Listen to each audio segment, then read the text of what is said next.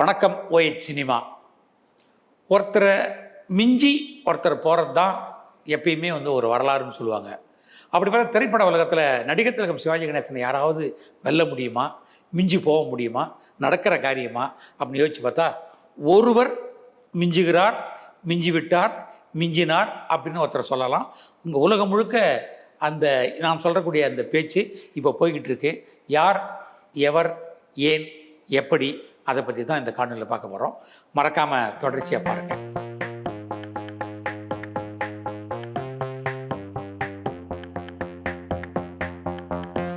இந்த வீடியோவை உங்களுக்கு வழங்குபவர்கள் பேசஸ் pay, secure digital payments with multiple features and great success rate. என்ன சார் நீங்கள் ஒரு பூடகமாக யார், எப்படி, எதற்குன்னு சாக்ரட்டிஸ் கதை மாதிரி கேட்குறீங்க அப்படின்னா, ஆமாம், நடிகர் திலகம் சிவாஜி கணேசன் எல்லோரும் என்ன பண்ணுவாங்க, மார்லன் பிரண்டா தான் உலகத்திலே மிகச்சிறந்த நடிகர் அப்படின்னு சொல்லுவாங்க. ஆனால் உண்மையிலே பார்த்திங்கன்னா அதையும் தாண்டி அதிகமான கதாபாத்திரங்கள், அதிகமான வேடங்கள் பண்ணது யாருன்னு சொன்னாக்கா நடிகர் திலகம் சிவாஜி கணேசன். என்ன நம்ம தமிழ்நாட்டுக்கு தமிழ்நாட்டிலே மதிக்கிறது கிடையாது.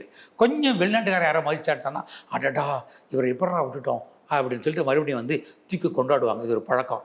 உண்மையிலேயே நடிகர் திலகம் சிவாஜி கணேசன் உலகத்தில் எங்கே வேணாலும் எடுத்து வச்சுக்கோங்க, பல விதமான கதாபாத்திரங்கள், உணர்ச்சிகள் கொண்ட ஒரு கதாபாத்திரத்தை ஆண்டு ஒரு மொழியில் பல்வேறு விதமான ஆளுமைகள் செலுத்தி ஒரு பெரிய என்ன சொல்கிறது, ஒரு பயோகிராஃபின்னு சொல்லுவாங்கள்ல, அது மாதிரி தமிழில் நீக்கமர நிறைந்து காணப்படுவர் நடிகர் திலகம் சிவாஜி கணேசன் தான்.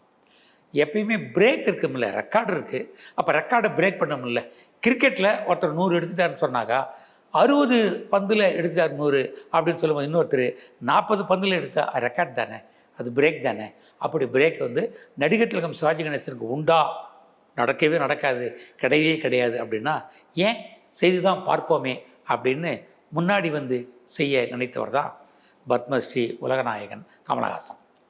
என்ன சார், நான் நடக்கிற விஷயமா என்ன சாதாரணமாக சொல்லிட்டீங்கன்னு சொன்னால், இல்லை, வரலாற்று பூர்வமாக சிவாஜி கணேசனை யாரும் மிஞ்ச முடியாதுன்றது உண்மை. ஆனால் எண்ணிக்கையிலும் சரி, கதாபாத்திர நுட்பத்திலும் சரி, விஞ்சி பார்த்தால் என்ன அப்படின்னு முயற்சி பண்ணவர் தான் நம்முடைய கமலஹாசன் அவர்கள்.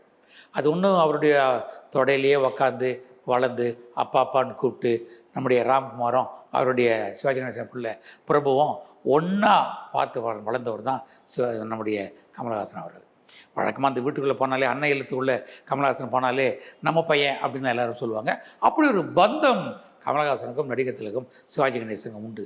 பந்தம் தான் உண்டு. ஆனால் அவருடைய வெற்றியை திரைப்படத்தில் ஒருபடி தாண்டி பார்க்கணும் என்று எப்போதுமே அயராமல் துறங்காமல் யோசித்து கொண்டே இருப்பவர் தான் கமலஹாசன். அதை ஒருபடி விஞ்சி காமிச்சார் அப்படின்னு சொன்னால் அது ஒன்றும் தவறும் இல்லை, வியப்பும் இல்லை.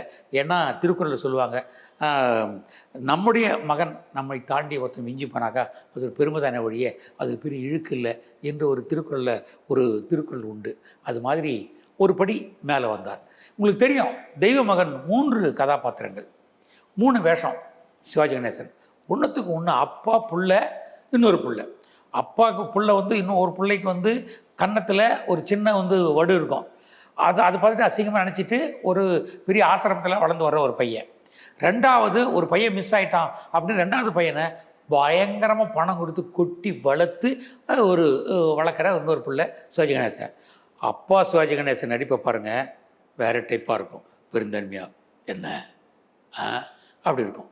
நம்முடைய அடுத்த பையன் இருக்கான, பணக்கார பையன், நல்ல சலங்கு சொல்கிறார், டேட், எஸ் டேட், எனக்கு ஒரு பணம் வேணும் டேட் அப்படின்னு வாய்க்குள்ளே விரலை வச்சுக்கிட்டு ரொம்ப கொஞ்சி குழாவர இங்கிலீஷும் தமிழும் கலந்த ஒரு பாவத்தில் நடிச்சிருப்பார். அதை தாண்டி இந்த வீட்டை விட்டு வெளியே போன இன்னொரு மகன் இருக்கான்னு பாருங்கள், அவர் தாய் பாசமும் கிடையாது, தந்தையும் கிடையாது, அனாதையில் வளர்ந்துருக்கோம், நமக்கு ஒரு அம்மா கிடைச்சா இருக்காதா அப்படின்ற மாதிரி ஒரு ஏங்கி தவிக்கிற ஒரு கதாபாத்திரத்தில் அந்த கதாபாத்திரம் நடிச்சிருக்கும். 3 பார்க்கும்போது தெய்வ மகன் உலகத்தில் வேறு யாருமே மிஞ்ச முடியாத 3 கதாபாத்திரம் நடித்த மிகப்பெரிய படம் தெய்வ மகன். அது 3 வேடம். கமல் சார் யோசித்தார், ஆஹா சிவாஜி கணேசன் 3 பண்ணிட்டார், ஒருபடி தாண்டனா என்ன அப்படின்னு யோசிச்சுட்டு மைக்கேல் மதன காமராஜன், எப்படி 1 2 3 4 மைக்கேல் மதன காமராஜன் 4 வேடங்கள் நடித்து பிரேக் பண்ணார். நிறைய பேர் சொன்னாங்க, எதுக்கு இது 4 வேஷம் இருக்குது அப்படின்னு சொன்னால், இல்லை, அவருக்கு எப்பயுமே ஆசை என்ன, அவரை விட கொஞ்சம் மேலே போய் நம்ம திரைப்படத்தில் செய்யணுங்கிற ஒரு ஆகர்ஷ எண்ணம் எப்போதும் இருந்துக்கிட்டே இருக்கும். அதனால தான் மைக்கேல் மதன காமராஜில் 4 வேடங்கள் பண்ணார். ஒன்றுக்கு ஒன்று ஒரே காட்சியில் 4 கமல்களும் வித்தியாசமாக பண்ணார். அப்படிங்கிறது அந்த நான் சிவாஜியை ரொம்ப விரும்பி அதை தாண்ட நினச்ச முதல் படம் மைக்கேல் மதன காமராஜன். அதுவும் 100 நாளில் 120 நாள் நல்லா போச்சு.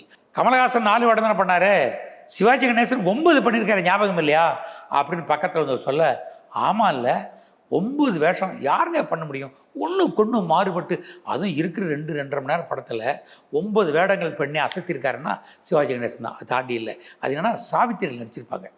சாவித்திரி கூட சிவாஜி கணேசன் 9 வேடங்களில் வந்திருப்பாங்க. ஒன்று வித்தியாசமான கதாபாத்திரம், ஒவ்வொன்றும் தமிழில் வெவ்வேறு மாதிரி சொல்லுவார். நடை உடை பாவனை உலகத்தில் அப்படிலாம் யாரும் பண்ணவே முடியாதுங்க. அதுதான் நீங்கள் பிபி படம் பாருங்கள், அந்த படத்தை சிவாஜி கணேசன் வெல்ல முடியாது. கமல் சாருக்கு என்னடா அது 9 பண்ணிட்டாரு, நாம் என்ன பண்ணுறது அப்படின்னு யோசிச்சு என்ன பண்ணார், அடித்தார் ஒரு அடி. நேரம் பார்த்துக்கிட்டே இருந்தார். KS ரவிக்குமாரை வச்சு 10 வேடம் அப்படின்னு ஒரு படம் பண்ணார். எந்த படம் தெரியுதா? தசாவதாரம். உங்களுக்கு தெரியும். அதில் வந்து அமெரிக்க அதிபர் மாதிரி ஆரம்பித்து நம்முடைய விடுதலை சிறுத்தைகள் திருமாவளவன் மணல் குவாரியில் பண்ணுறத தடுக்கிற வேஷம் மாதிரி 10 வேடங்கள் நடித்து சிவாஜி 9 தானே நான் 10 அப்படின்னு ரெக்கார்டை பிரேக் பண்ணிவிட்டு அமைதியாக இருந்தார். அப்போது சிவாஜி கணேசன் 9ன்னா நாம் 10 பண்ணதுன்னு சொன்னால் அது தமிழ் திரையுலகத்துக்கு ஒரு பெருமை தான்.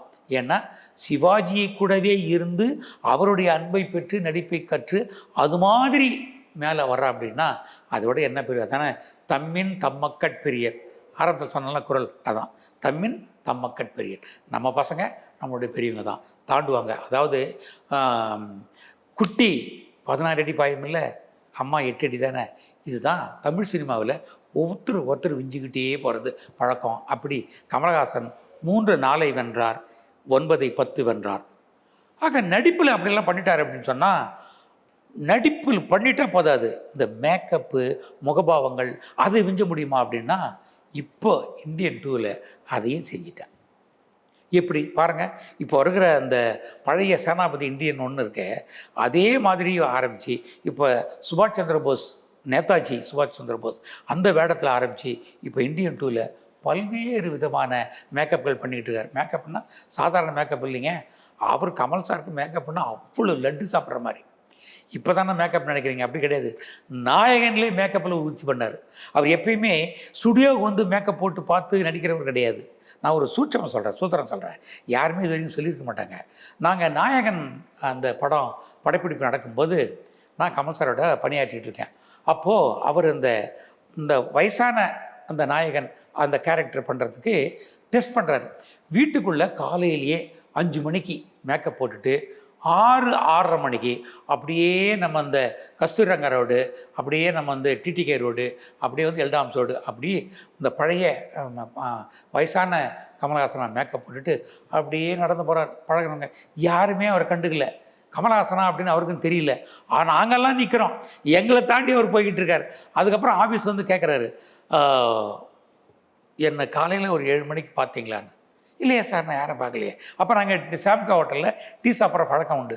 சாப்கா ஹோட்டலுங்கிறது அப்போது அந்த காலகட்டத்தில் இப்போ ராம் ஹோட்டல் டீ கடை இருக்கு இல்லையா, உதவி இயக்குநர்கள்லாம் ஒன்றா சேர்ந்து சாப்பிட்ற மாதிரி. அப்போது ஆழ்வார்பேட்டையில் சாப்கா ஹோட்டல் அப்படின்றது வந்து அங்கே இருக்கிற சினிமாக்காரங்கள்லாம் உட்காந்து டீ சாப்பிட்டு சினிமா போய்ட்டு பேசக்கூடியவர்கள். சாதாரணமான ஆள் இல்லைங்க. அந்த இருக்கிற மணிரத்னம், மகேந்திரன் அப்படி மிகச்சிறந்தவர்கள்லாம் அங்கே பேசிட்டு போகிற ஒரு வழக்கம் உண்டு. அந்த இடத்துல நாங்கள் டீ சாப்பிட்டுட்டு இருக்கும்போது, இல்லையா நாங்கள் யாரையும் பார்க்கலன்றோம். அப்படியா, பார்க்கலையா? ஒரு வயசானவராக கொஞ்சம் வழக்கு விழுந்து, இல்லையா சார் நான் தான் போனேன், யாருமே நீங்கள் கண்டுபிடிக்கல. அப்போ தான் கேட்குறோம், நிஜமாவா சார்? ஆமாம், யாரும் போன மாதிரி இருந்தது, அது நீங்கள் எனக்கு தெரியலையா சார்? அப்படிலாம் நாங்கள் ஆச்சரியப்பட்டு போன காரணம் என்னென்னா, அவர் எப்பயுமே ஒரு படத்தில் நடிப்பதற்கு முன்பாக அவரே நேரடியாக அந்த மேக்கப் போட்டு வீதிகளில் நடந்து வந்து யாரும் நம்ம பார்க்கல கண்டுபிடிக்கல அப்படின்னு ஒரு படம் தான் அந்த வேடத்தை திரைப்படத்தில் பயன்படுத்துவார். அது ஒரு யுக்தி யாருக்கு இருக்குன்னா, முன்னாடி சிவாஜி கணேசன் இருந்தது. அப்போது அவர் மேக்கப் போட்டுட்டு அவர் ரோட்டில் நடப்பாரான்னு தெரியாது. ஆனால் கமலஹாசன் ஒரு படி மேலே வந்து படம் பார்க்குறவங்களுக்கு அதிசயம் இருக்கிற மாதிரி வாழ்க்கையில் நடக்கும்போதே நம்மளை பார்க்காம இருந்தாங்கன்னா அந்த கேரக்டர் பெரிய ஹிட் ஆகும் அப்படின்னு அவர் நினச்சி செய்முறையிலேயே நடத்தி காண்பிப்பவர் கமலஹாசன். உங்களுக்கெல்லாம் தெரியும், கமல் சார் வந்து இந்தியன் 2ல் காலையில் 4 மணி நேரம் மேக்கப். அதை கலையாமல் இருக்கிறதுக்காக பண்ணியிருக்காரு. அப்படின்னா நடிப்பை தன்னுடைய சுவாசமாக கருதக்கூடிய அவங்க மட்டும்தான் இதை பண்ண முடியும். அதை சிவாஜி கணேசன் போலவே கமலஹாசனும் அவர் அடியொற்றி வந்து அவர் ரெக்கார்டை பிரேக் பண்ணி கொண்டிருக்கிறார். அது சிவாஜி கணேசனுக்குத்தான் பெருமை என்று உங்களுக்கு இந்த நேரத்தில் சொல்லிக்க விரும்புகிறேன். இந்த வீடியோ உங்களுக்கு பிடிச்சிருந்தா லைக் பண்ணுங்க, ஷேர் பண்ணுங்க, கமெண்ட் பண்ணுங்க. மறக்காம OH சினிமா சேனலுக்கு சப்ஸ்கிரைப் பண்ணுங்க.